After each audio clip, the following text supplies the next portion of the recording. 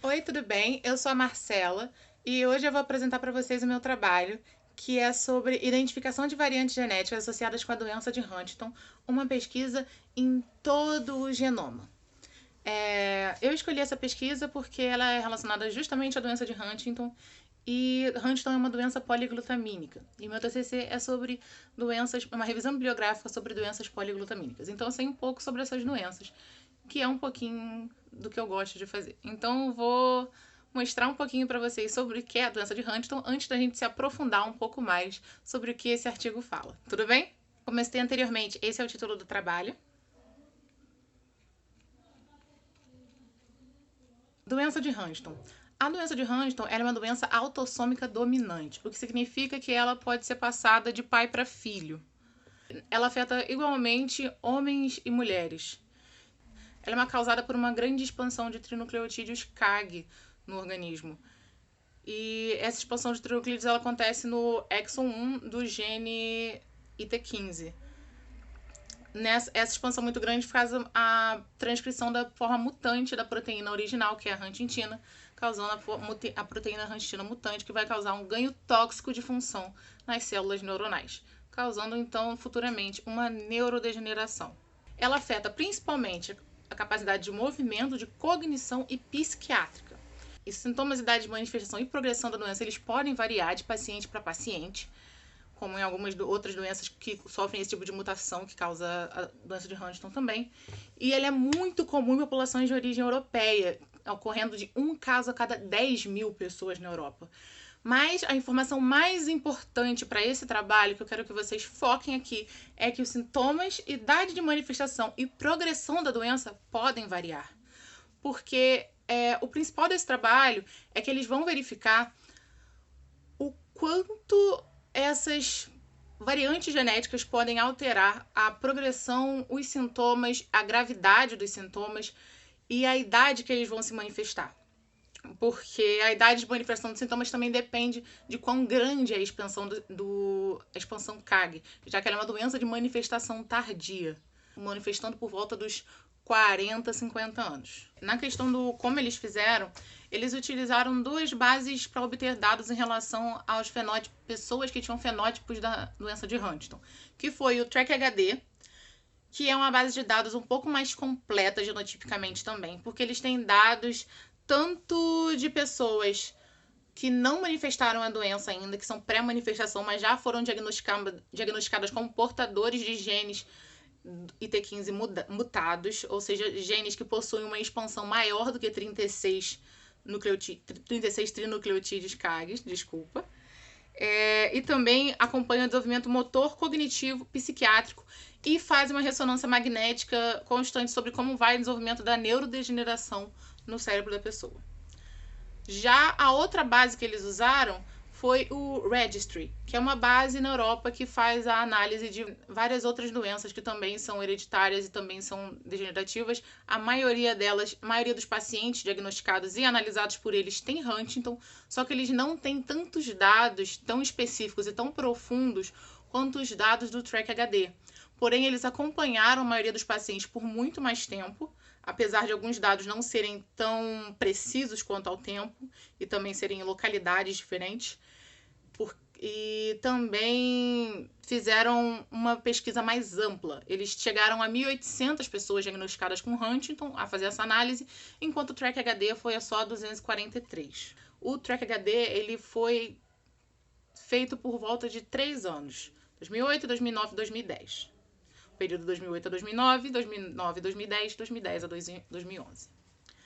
E o Registry foi feito durante o período de 2003 a 2013. Portanto, tem uma gama muito maior no acompanhamento do desenvolvimento do paciente e de como a doença se desenvolveu no paciente ao longo dos anos. Porém, eles só lidavam com pacientes que já haviam manifestado a doença. A gente tem esse gráfico aqui, a trajetória dos sintomas e sinais. Aqui a gente tem uma comparação longitudinal do TRACK-HD, entre a primeira visita e a visita na última vez que vieram, que é aqui no ponto 1. É a primeira visita e o ponto 3 seria a última visita ao longo desses 3 anos de pesquisa deles. O Registry, como ele tem menos dados que o TRACK-HD, ele foi feito de uma forma diferente e a severidade dele foi comparada na última visita com a severidade prevista para a época, para poder obter os dados. E essa linha azul seria como é a progressão desses sintomas e desses sinais ao longo do tempo. Nesse caso aqui, a gente tem a linha média da progressão que se esperava para o Track HD, a progressão que eles fizeram e de quantos variaram foram mais rápidos ou então demoraram mais a apresentar os sintomas. Mais de 20% dos participantes apresentaram sintomas um pouco antes do previsto, do esperado dentro do estudo. Enquanto no Registry a gente tem que pouco mais de 20% apresentou um pouco depois, inclusive. Depois, então, dessa análise da progressão dos sintomas e dos sinais, eles fizeram a análise do genoma. Só que para isso, eles pegaram toda a informação genotípica que o Track HD tem, mas o Registry não tinha toda essa informação. Então, para isso, eles tiveram que levar todas as informações do Registry para o consórcio GEM-HD, para poder obter toda a informação do genoma. Durante a análise genômica, eles viram uma grande expressão com relevância de alguns genes em um cromossomo, no caso do Track HD, que seria o cromossomo 5. No Registry, eles viram do cromossomo 15, um pouquinho do 5, mas bastante do 15, comparado ao que veio do 5 em si. E na meta-análise, que eles também fizeram uma meta-análise dos dois combinados para ver quais resultados obteriam, eles viram bastante resultados para o cromossomo 5, que vai aparecer aqui no gráfico. O primeiro é o Track HD, o segundo é o Registry e o último é a meta-análise deles dois juntos. Além disso, eles fizeram uma análise mais específica, porque já que eles observaram que tinha essa expressão tão relevante no cromossomo 5 especificamente, ainda mais na meta-análise dos dois dados juntos, tanto os dados do Track HD quanto os dados do Registry, eles fizeram a análise individual, como funcionava essa expressão no cromossomo 5 em cada um deles, ampliando a região que teve uma alta expressão no cromossomo 5. No Track HD teve uma expressão maior, como pode observar, dá para ver que teve uma expressão maior, mais relevância genômica.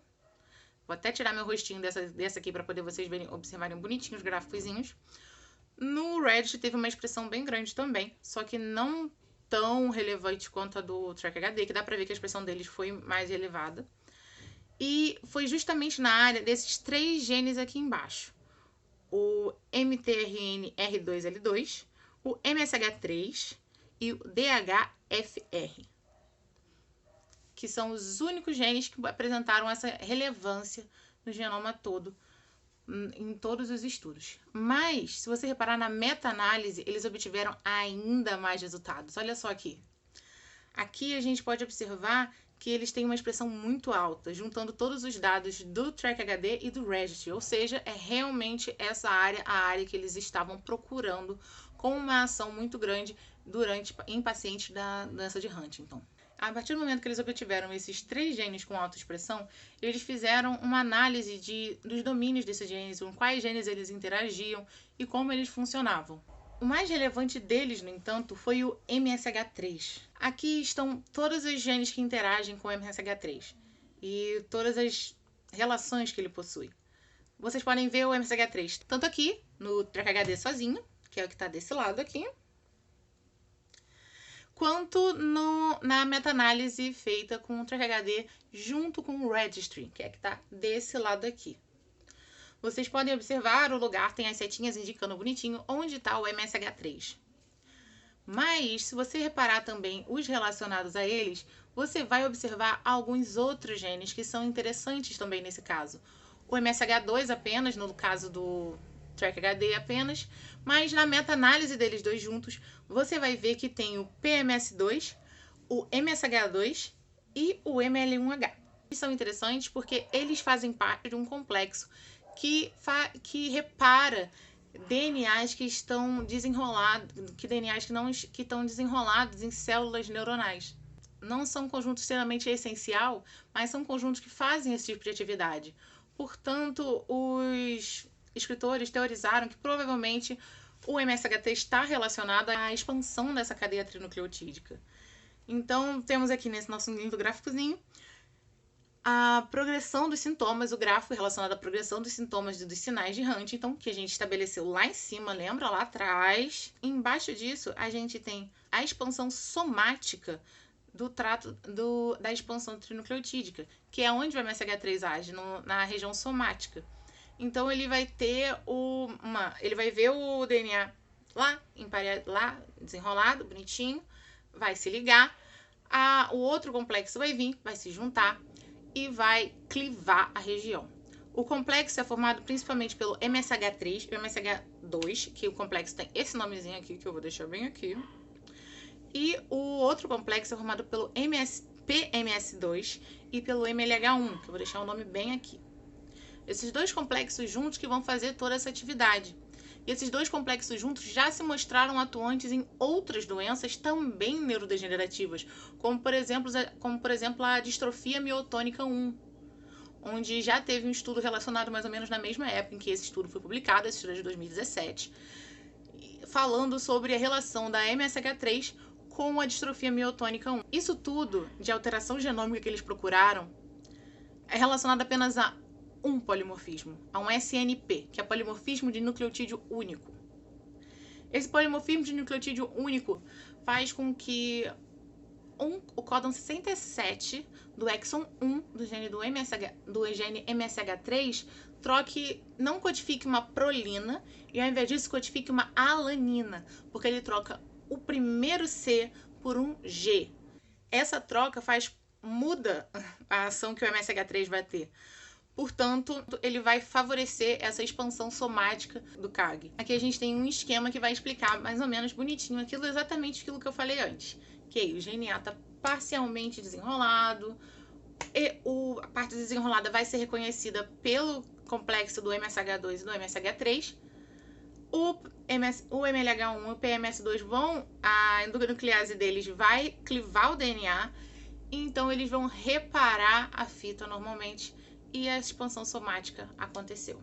E é assim que eles acreditam que o MSH3 vai auxiliando durante a expansão. E acreditam também que talvez que o MSH3 possa ser sim uma forma de abordar terapeuticamente o progresso da doença de Huntington. Então é isso. Muito obrigada por assistirem até aqui. Assistam os outros vídeos para saber mais sobre outras ômicas ou acompanhar outras disciplinas da Manu que estão por aqui. Muito obrigada, até mais!